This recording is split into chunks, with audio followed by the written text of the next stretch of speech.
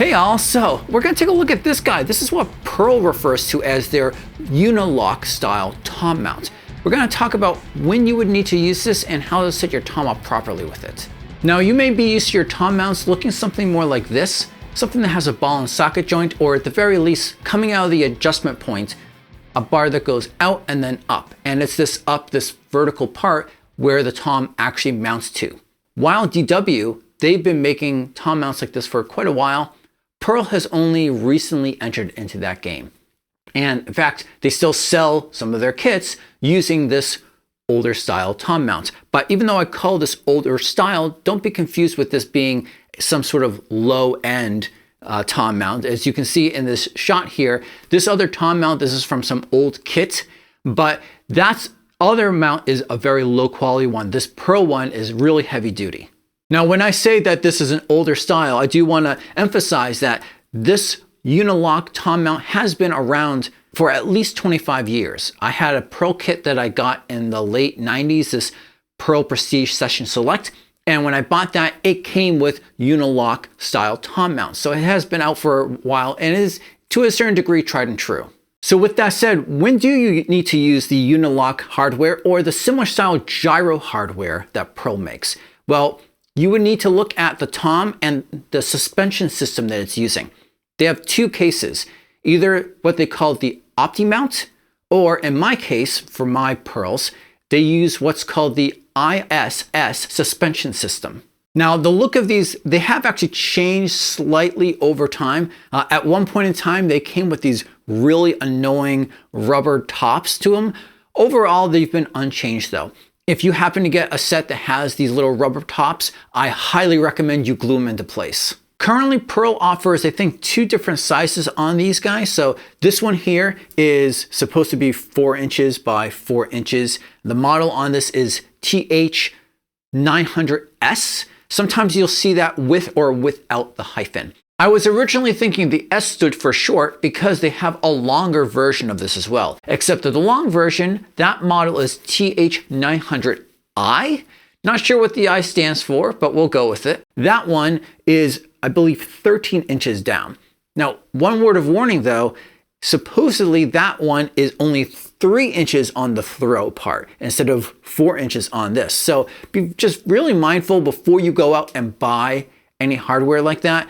Really think about where this is going to be placed and how close it needs to be up from wherever it's being mounted to and how close it needs to be to you. Now, in my case, I'm going to be mounting this into my Pearl rack. The downpipes on these are 7/8 of an inch. It's a little bit bigger than hardware from some other companies, like DW usually uses a 6/8 inch downpipe. So just be mindful of that. Whatever the clamp is that this is going into, make sure it either accepts 7/8 of an inch or it's one of those universal style ones. Now, this short model, at the very least, comes with actually two really nice memory locks on it. And they're actually a hinged style, which will be really nice if you get your tom mount on, get the drum on, and then you're like, oh, I forgot to put the memory lock on. No sweat, you just loosen this up all the way and then slide it on after. Now that's on these newer ones. I have picked these up in the past, and those older ones that I picked up did not have the hinged style memory locks. So just be careful when you go, if you go to buy one of these that are used, you may not get quite the same style memory lock or look that they currently offer. If you're used to using one of those ball and socket style tom mounts that say DW uses, then using one of these guys is going to be a little bit different, but from my case or my perspective, it's actually still pretty easy to use this. Start off by just taking your trusty drum key and loosening this top piece right here, right around where the angle is. Loosen that up, make this be about 90 degrees of an angle, and then tighten this up good. Then put the downpipe section into your rack's clamp or whatever you're using to mount it into, and then tighten that up.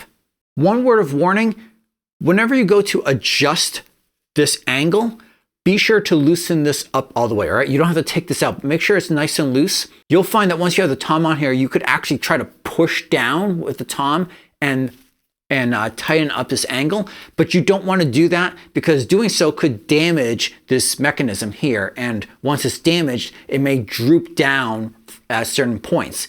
But if you take care of this, it should last you a couple of decades.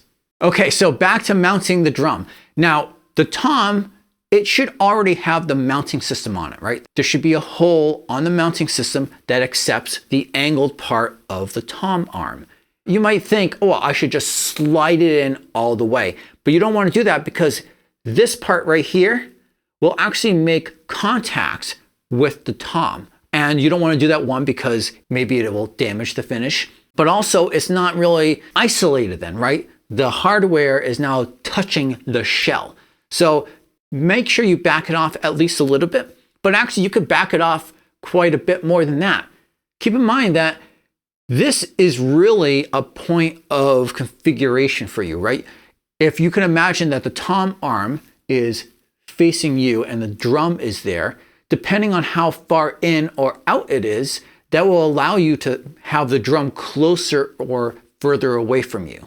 From here, of course, you could adjust the XY rotation or how high up or down it is. And you can adjust the tilt as well. Really, there's two types of tilt, right? If the drum is on here, you can rotate the drum around this, or you can loosen this up and rotate the tilt that way. Just make sure you're holding onto the drum nice and tight with one hand, and then loosen this up with the other. Move it, make sure it's moving nice and free, you're not forcing it, and then tighten up really good once you have it in place. And that's all there is to it. I hope that helped out anyone who is just gotten some Pearl drums and that's new to them and the hardware is new to them. I am, of course, putting out more drum related content all the time, whether it's cymbal or stick reviews or recording tips, lessons, the whole gambit of drum related content. So if you don't want to miss out, then don't forget to subscribe. Until next time, peace.